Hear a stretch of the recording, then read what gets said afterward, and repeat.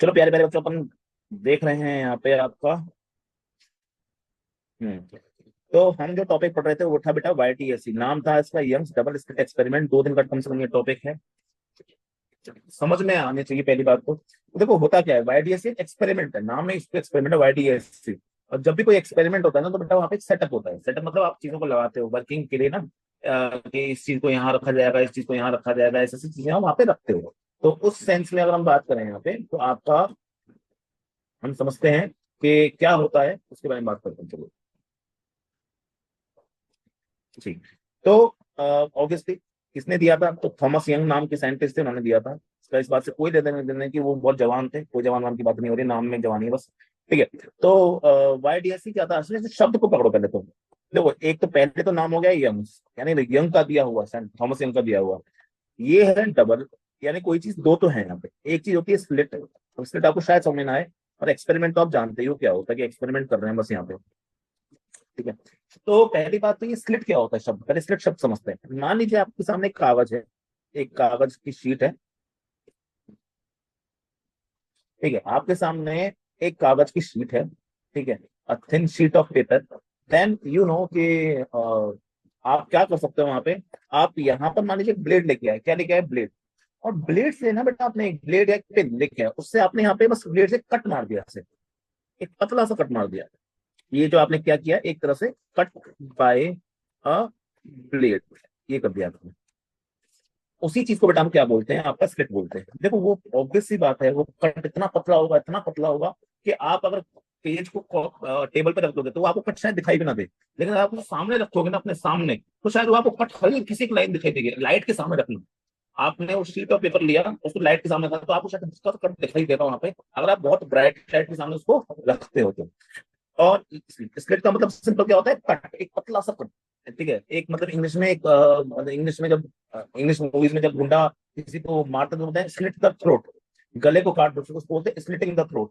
ठीक है, वो थोड़ा सा गंदा एग्जाम्पल बट है। तो और कितनी स्लिट दिख रही है आपको यहाँ पे, डबल, यानी 2 स्लिट है। तो मैंने 2 स्लिट बनाई यहाँ पे। ये दोनों स्लिट बहुत पास पास में होती हैं। ठीक है, क्या होती है, बहुत पास में। तो ये स्लिट 1 हो गई, स्लिट 2 हो गई। उस स्लिट का मतलब क्या होता है, स्लिट का मतलब सिंपल सा, एक ब्लेड से हमने पतला सा कट मार दिया तो एक कागज में, कार्डबोर्ड में, किसी भी चीज, ओपेक बॉडी पे कार्डबोर्ड मैंने पतला सा कट मार दिया, ब्लेड से, उसको हम बोलते हैं स्लिट। ठीक है, और इनके जो बीच की जो डिस्टेंस है ना, ये डी ले लिया। ये डी भी क्या होता है बेटा, बहुत छोटा होता है, में होगा। ठीक है, ऐसा नहीं है कि आपने एक बड़ा सा पेज में एक दिखा रहा हूँ आपको यहाँ पे, लेकिन मुझे डायग्राम की जरूरत है ऑब्वियसली उसको, इसलिए। लेकिन ये बहुत पास, मिलीमीटर का डिस्टेंस होगा इनके बीच में, मतलब 1 mm, 2 mm, 3 mm, बहुत पास में होगा। तो डी की वैल्यू क्या होती है, डी इज वेरी स्मॉल। उसकी वैल्यू जनरली हम किस में लेते हैं, में। और डी को हम क्या बोल सकते हैं बेटा आपका, डी को डी को हम बोलते हैं दिस इज स्लिट विड्थ। ये शब्द जो है ना बेटा, ये शब्द सिर्फ नाम नहीं है, इन शब्द के टर्म्स में फॉर्मूले आएंगे आपके सामने। ये डी जो इंपॉर्टेंट वर्ड है ना, ये इंपॉर्टेंट अल्फाबेट मैंने जो लिया है, सिर्फ अल्फाबेट नहीं है। आपके आगे जो भी फॉर्मूले आने वाले हैं वो इसी अल्फाबेट पे डिपेंड करेंगे। आगे फॉर्मूला आएगा YD/D, उसमें एक डी होगा स्मॉल टी और एक होगा कैपिटल डी। अब कौन सा स्मॉल टी कौन सा कैपिटल डी, इसलिए आपको समझना जरूरी है कि डी है। डी को हम बोलते हैं स्लिट विड्थ, या हम ये बोल सकते हैं distance between the two slits. ठीक है, मैं वापस बोलता हूँ, स्लिट क्या होती है, एक कार्डबोर्ड पर आपने, एक ओपेक बॉडी पर आपने पतला सा ब्लेड से कट मार दिया, उसको हम स्लिट बुलाते हैं। हमारे पास 2 स्लिट हैं क्योंकि एक्सपेरिमेंट का नाम है डबल स्लिट। और हमने सिर्फ उसमें से हमें लाइट पहुंचानी है, कैसे पता है क्या, उनके बीच का एक डिस्टेंस है, स्मॉल डी से हम उस डिस्टेंस को रिप्रेजेंट करते हैं। ये इंपॉर्टेंट है कि आप किस चीज से इसको रिप्रेजेंट कर रहे हो।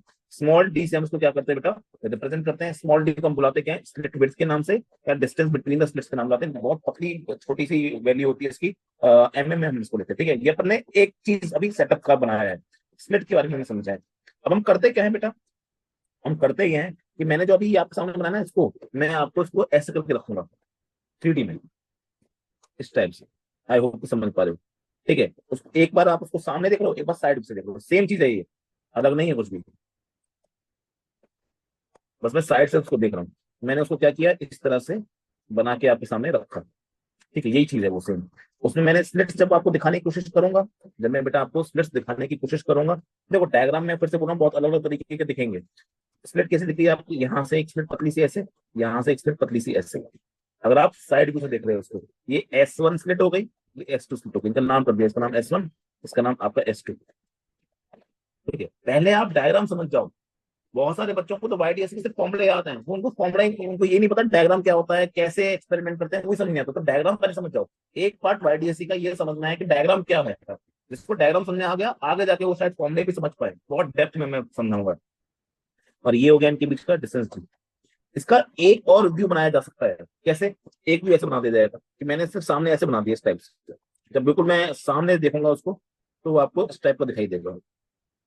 ठीक है, इस टाइप से। ठीक है, ये तीनों में से कोई भी डायग्राम आपके सामने आ सकता है, और तीनों का डायग्राम का मतलब क्या होगा बेटा? इन तीनों डायग्राम का मतलब एक ही होगा कि छोटी सी यहाँ पे क्या है, आप इस तरह से बनाता हूँ आपके सामने।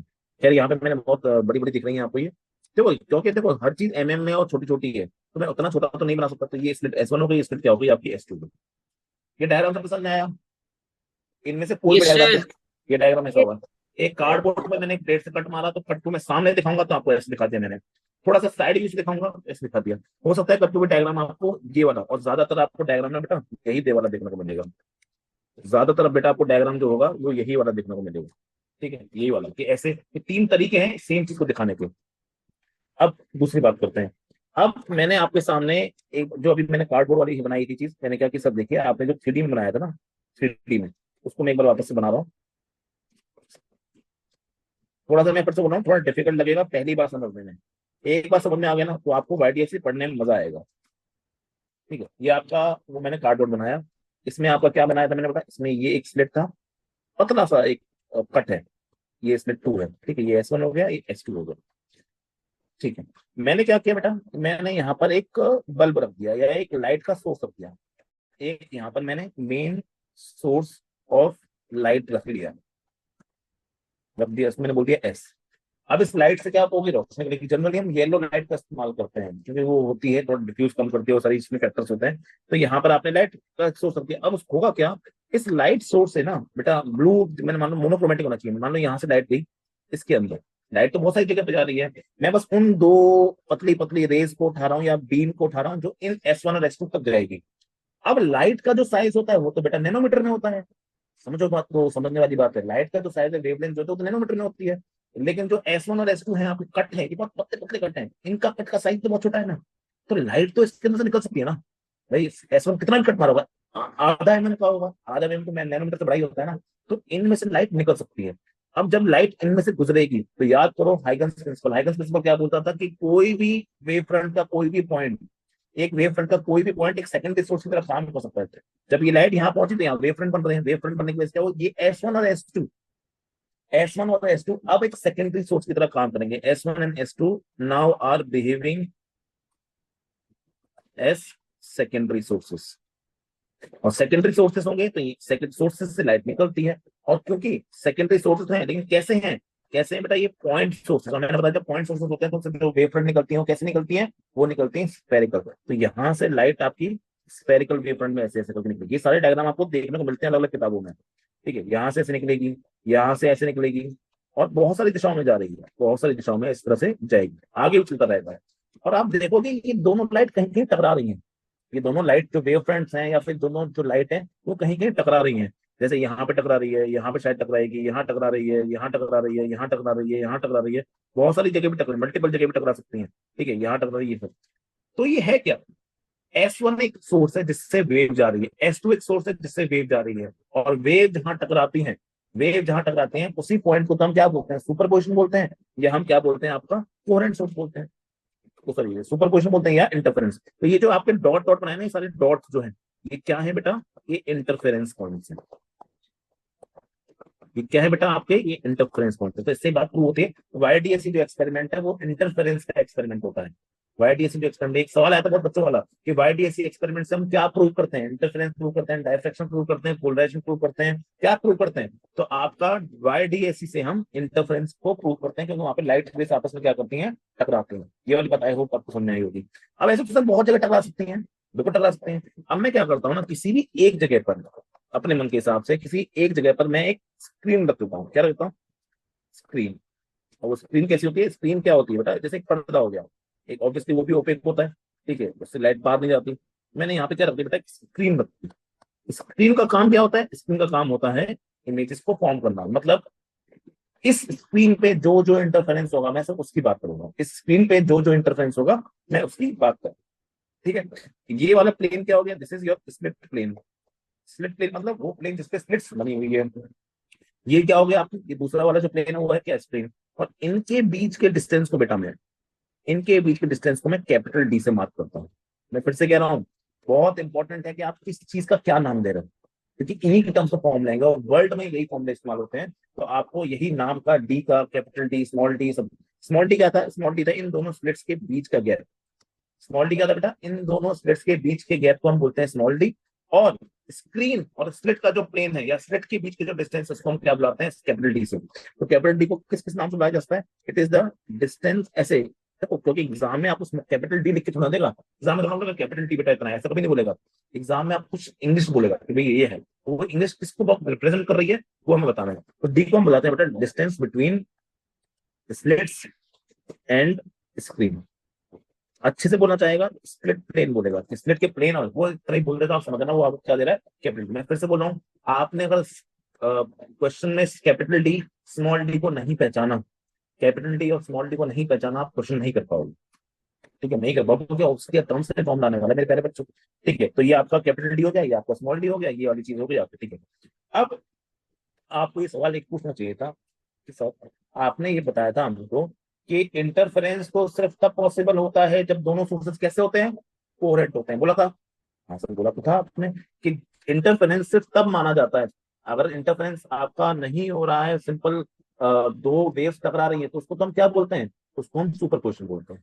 तो ये क्वेश्चन भी कभी कभी पूछा जाता है कि YDSE में आपने बोल तो दिया इंटरफेरेंस है, पर इंटरफेरेंस के लिए तो दो दो सोर्सेस होने चाहिए। हाँ, दो सोर्सेस होने चाहिए, और दोनों सोर्सेज जो होने चाहिए वो क्या होने चाहिए, कोहेरेंट होने चाहिए। कोहेरेंट होने चाहिए, नहीं दोनों की फ्रीक्वेंसी क्या होनी चाहिए, सेम होनी चाहिए। सर यहाँ पर तो S1 और S2 सेकेंडरी सोर्स है ना, सेकेंडरी सोर्सेस हैं। हाँ सर, सेकेंडरी सोर्सेस हैं। अगर सेकेंडरी सोर्सेस तो मैं ये कैसे कह सकता हूँ कि कोहेरेंट है। ठीक है, तो ये सवाल एक कॉमन सवाल है जो आपको आना चाहिए, हाउ कैन बी से। हाँ, मैं ये तो समझ गया कि S1 S2 जो स्प्लिट्स हैं वो सेकेंडरी सोर्स की तरह या सोर्स की तरह काम कर रही हैं, but how can be say that splits S1 and S2 are coherent, ये हम कैसे बोल सकते हैं। बहुत इजी है, बहुत इजी है समझना, और बहुत बहुत ज्यादा पूछा भी जाता है ये। तो देखो, सिंपल सी बात है बेटा, अगर डायग्राम से समझाना चाहो तो आप ये बोलोगे ना sir, split S1 split S2। हाँ, स्प्लिट S1 और S2 सोर्सेस है क्योंकि दो वे वहां से कर रही है, लेकिन इनके अंदर जो लाइट घुस रही है, इनके अंदर जो लाइट घुस रही है मेन सोर्स S से, तो S से जा रही है। दोनों में जो लाइट एंटर कर रही है, that light entering in slits S1 and S2 is coming from main source S, right? S, and since frequency जो होती है बेटा वो किस पे डिपेंड करती है, मैं बहुत बार बता चुका हूँ चीज। Frequency depends on same, sorry, frequency depends on source only. अगर फ्रीक्वेंसी सिर्फ सोर्स से डिपेंड करती है, और S1 और S2 में आने वाली लाइट कहां से आ रही है, एक ही सोर्स से आ रही है ना, एक ही सोर्स से आ रही है।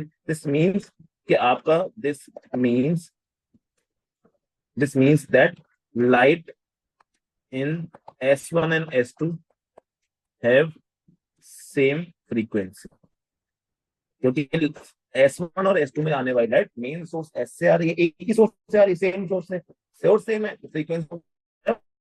बेटा आपकी फ्रीक्वेंसी सेम होती है, दो सोर्सेज जिनमें आने वाली वेव्स सेम फ्रीक्वेंसी की होती हैं, उन्हीं को हम क्या बोलते हैं, कोहेरेंट बोलते हैं। इसका मतलब क्या होगा, S1 and S2 will behave as coherent sources।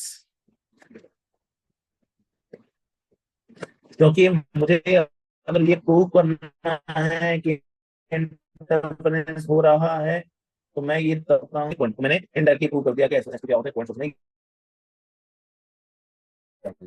ठीक है, आई होप कि समझ में आ गया होगा सबको, समझ।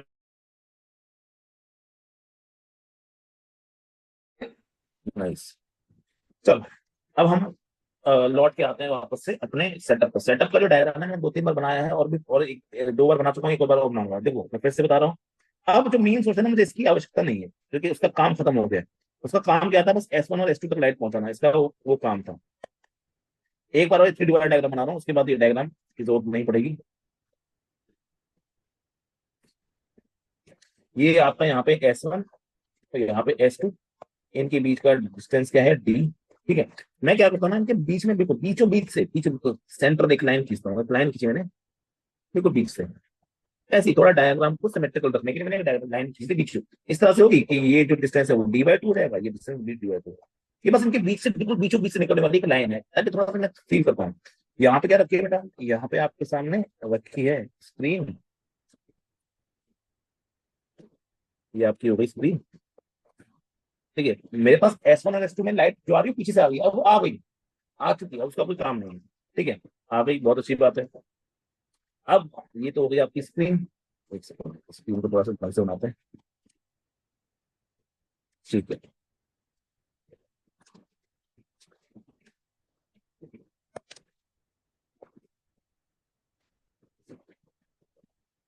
ठीक है, ये हो गई आपकी स्क्रीन। स्क्रीन और स्प्लिट्स के प्लेन के बीच का जो डिस्टेंस है उसको हम क्या बुलाते हैं बेटा, उसको हम कैपिटल डी से बुलाते हैं, स्मॉल डी कैपिटल डी। अब मैंने वही बताया कि सर देखो होगा क्या, S1 से बहुत सारी लाइटें आ रही होंगी और S2 से बहुत सारी लाइटें आ रही होंगी, और बहुत सारी लाइटें कोई यहाँ जा रही होगी, तो ये और ये लाइट यहाँ पे जाके मिल रही होगी, इससे मिल रही होगी, ठीक ऐसे मिल रही होगी। यहाँ से लाइट यहाँ आ रही होगी, इस पे यहाँ पे आ रही होगी।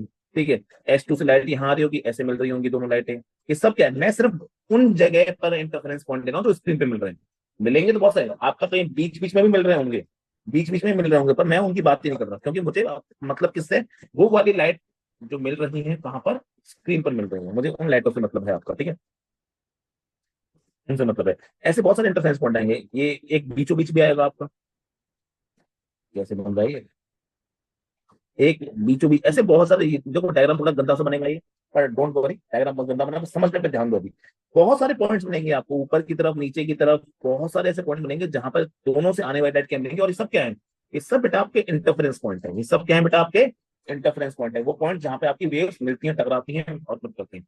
हमने ये पाया, हम अब सुनना ध्यान से, आफ्टर डूइंग द एक्सपेरिमेंट, सारी प्रिकॉशंस लेने के बाद में, सारी प्रिवेंशन लेने के बाद में, आउटडोर वर्ल्ड सब करने के बाद में, जब मैं स्क्रीन को देखता हूँ, सिर्फ अब स्क्रीन की बात, सबसे पहले मैंने स्प्लिट पेन को समझाया था, अब मैं सिर्फ स्क्रीन की बात करूंगा। सब कुछ करने के बाद में जब मैंने स्क्रीन को देखा, ये एक्सपेरिमेंट का आपको मैं सीधा ऑब्जर्वेशन बता रहा हूँ, रिजल्ट बता रहा हूँ, उसके बाद मैं बताऊंगा क्यों होता है ऐसा। जब मैंने स्क्रीन को देखा तो मैंने ये पाया कि ना आपका बीचों बीच ना, समझना चीज को, बीचों बीच में आपको क्या मिलेगा, आपको एक ब्राइट एरिया मिलेगा। क्या मिलेगा बेटा, एक ब्राइट एरिया, इस टाइप से एक ब्राइट एरिया। ठीक है, उसके जस्ट बाद क्या हुआ समझना, यही सबसे काम की चीज है जो मैं समझा रहा हूँ आपको।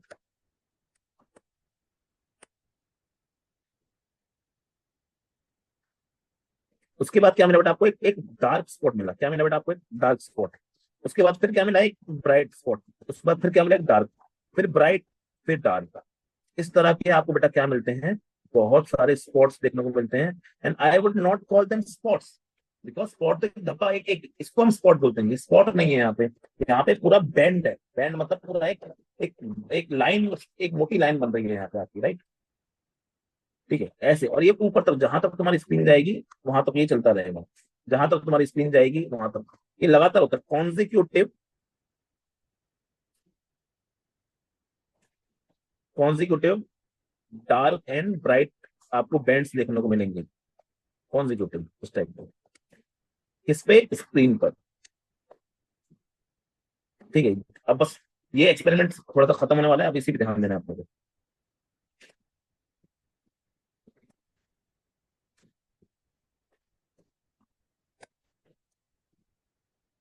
इस तरह के जो मैंने ब्लैक से बनाया है इनको मैं लिख रहा हूँ डी। ठीक है, और जो मैंने व्हाइट में बनाया है इनको मैं लिख रहा हूँ B, D, B, D, B, D, B, D, B, D, B, D, B. ठीक है, नीचे डी फिर बी, और ये आपको ऐसा ही मिलता रहेगा।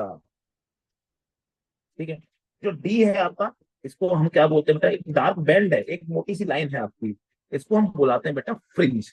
ये जो लाइन्स आपको बनी, मोटी मोटी लाइनें बन रही है, डार्क की ब्राइट की, डार्क की ब्राइट की। डी का मतलब क्या हो गया, डी का मतलब हो गया डार्क, उसको हम क्या पढ़ते हैं बेटा, डार्क फ्रिंज बुलाते हैं। अभी किसी ने बच्चों ने क्वेश्चन पढ़े थे आपके, इस बार जब जेई का पेपर हो तो उसमें कुछ क्वेश्चन पढ़े होंगे, तो सब सुनाओ, fringe width, width of fringe, तो वो फ्रिंज यही है एक्चुअली में। ठीक है, ये क्या हो गया आपका बेटा, ये बी नाम से क्या हो गया, इसको हम बुला रहे हैं ब्राइट फ्रिंज। क्या बुला रहे हैं बेटा, ब्राइट फ्रिंज। और ऐसे ही चलता रहेगा, dark bright, dark bright, dark consecutive, dark and we observed that on the screen, what was observed that on the screen, consecutive, consecutive मतलब लगातार, एक के बाद consecutive dark and bright fringes were observed. अभी बात करेंगे कि सर ऐसा क्यों हुआ, ये बात हम करेंगे, पर पहले हम जो हो रहा है उस पर बात कर रहे हैं। ये हो गया, जो बीच में ब्राइट आ रहा है ना, बीच में इस वाला, ये वाला जो है, इसका एक स्पेशल नाम होता है, ये वाला, ये भी वही है तो ये भी ब्राइट, बाकी सबकी तरह ही है, ठीक है, बाकी सबकी तरह ये भी क्या बेटा है, ये भी ब्राइट, बाकी सबकी तरह उतनी ही मोटाई है, ऐसा नहीं ज्यादा मोटाई, वो दिख रहा होगा आपको ज्यादा मोटाई, और वो ऊपर नीचे दिख रहा है ना, इसलिए आपको ज्यादा मोटा दिख रहा है ये ब्राइट मोटाई, उतनी ही थिकनेस है, उतनी ही इंटेंसिटी, सब कुछ उतना ही है, बस उसको एक स्पेशल नाम से बुलाते हैं, जो कि बीचों बीच आती है ना, बिल्कुल बीचों बीच आती है, क्योंकि ये बिल्कुल बीचों बीच आ रही है, इसलिए इसका स्पेशल नाम हम बुलाते हैं, इसको हम बुलाते हैं बेटा सेंट्रल मैक्सिमम। तो क्या बुलाते हैं बेटा, सेंट्रल मैक्सिमम। सर मैक्सिमम शब्द आपने लास्ट क्लास में कुछ पढ़ाया था मैक्सिमम के बारे में, हाँ बेटा वो यही है, जो डार्क है, जो डार्क है, आप सुनना, आपको चीजें रिलेट होंगी जो आपने लास्ट क्लास में पढ़ी थी, उनसे रिलेट होंगी, जो डार्क होता है ना, उसका एक्चुअली में मतलब क्या है, वो है मिनिमा, वो क्या है बेटा, वो है मिनिमा। मिनिमा का मतलब क्या होता है, मिनिमा का मतलब होता है बेटा मिनिमम इंटेंसिटी, क्या होता है, मिनिमम इंटेंसिटी। और मैंने क्या बताया था आपका, वाईडीएसी जो होता है ना बेटा, it is a special case, वाईडीएसी जो होता है, it is a special case of interference. मैंने ये पहले इसलिए नहीं बताया क्योंकि मुझे पहले इंटरफेरेंस प्रूव करना था। वाईडीएसी is a special case of interference in which to sources have same intensity, यानी यहाँ पे वो स्पेशल केस है, I1 is equal to I2 क्या होगा आपका, आई के बराबर मानते हैं। मैंने इस पे आपको बहुत सवाल भी करवाए हैं और आपको मैंने बहुत बार समझाया भी, स्पेशल केस को ध्यान रखना, अगर इंटेंसिटी सेम होती है तो स्पेशल केस मैंने कितने बार बताया, तो आई मैक्स कितना निकल के आता है बेटा, वो 4I निकल के आता है, और आई मेन क्या निकल के आता है, उसको हम 0 बोलते हैं। जब इंटेंसिटी मैक्सिमम होती है तो उसी को हम मैक्सिमा बोलते हैं, इंटेंसिटी मिनिमम होती है तो उसको हम मिनिमा बोलते हैं। तो जब ये जो डायग्राम बन रहा है ना, वो डायग्राम बन इसीलिए रहा है ऐसा कि मिनिमम इंटेंसिटी उसको मिनिमा, और वही होता है डार्क। डार्क क्यों पता है, क्योंकि वहां की इंटेंसिटी क्या आ जाएगी बेटा, 0 आ जाएगी, वहां की इंटेंसिटी क्या आ जाएगी आपकी, 0 आ जाएगी। और जो ब्राइट फ्रिंज है, ब्राइट का मतलब क्या हो गया बेटा, ब्राइट का मतलब बेटा हो गया आपका मैक्सिमा, ब्राइट का मतलब क्या हो गया, मैक्सिमा। और मैक्सिमा का मतलब क्या होता है, मैक्सिमा का मतलब होता है मैक्सिमम इंटेंसिटी, मैक्सिमा का मतलब क्या होता है, मैक्सिमम इंटेंसिटी, क्या होता है, मैक्सिमम इंटेंसिटी। और मैक्सिमम इंटेंसिटी कितनी आती है, वो निकल के आती है 4I के बराबर। देखो मुझे वैल्यू से मतलब नहीं है यहाँ पे, मुझे डायग्राम समझने से, डायग्राम के समझने से आप ये समझेंगे सर ब्राइट का मतलब चमक रहा, व्हाइट बिल्कुल मस्त चमक रहा, और ब्राइट का मतलब व्हाइट नहीं होता, मैंने व्हाइट यहाँ बनाया है, ब्राइट का मतलब होता है अगर तुमने रेड लाइट डाली तो तुम्हें ब्राइट रेड दिखेगा वहां पे, और जहां मिनिमा है, जहां डार्क है, वहां पे काला दिखेगा, मतलब वहां कोई लाइट नहीं है, नेट लाइट की इंटेंसिटी क्या हो गई, 0 हो गई। ब्राइट का मतलब बच्चों के मन में ये फीलिंग आती है कि ब्राइट का मतलब होता है वहां पे व्हाइट बन रहा है, व्हाइट नहीं बन रहा है, ब्राइट का मतलब है वहां पे उस चीज की मैक्सिमम इंटेंसिटी है, मतलब अगर आपने रेड लाइट भेजी होगी तो मैक्स वहां पे आपको ब्राइट रेड दिखेगा, डार्क में आपको ब्लैक दिखेगा, ठीक है। अगर आपने येलो लाइट भेजी होगी तो ब्राइट में आपको ब्राइट येलो कलर दिखेगा, व्हाइट नहीं दिख रहा है, बच्चों के मन में फीलिंग आती है व्हाइट व्हाइट व्हाइट, व्हाइट नाम की कोई चीज नहीं है। मैक्सिमा या ब्राइट का मतलब सिंपल सा होता है वहां पे इंटेंसिटी मैक्सिमम होती है, वहां पे अच्छा कलर देखने को मिलता है आपको। तो जो भी यहाँ पे ब्राइट स्पॉट्स हैं या ब्राइट फ्रिंज है, उनका मतलब वहां मैक्सिमम इंटेंसिटी है। और जहां पर आपका dark intensity, sorry dark fringe है आपकी, जो डी नाम से मैंने यहाँ बताया, वहां डार्क स्पॉट या आपको ब्लैक दिखाई देगा, उसका मतलब वहां पे मिनिमम इंटेंसिटी है। समझ में आया नहीं आया, जल्दी से बताओ।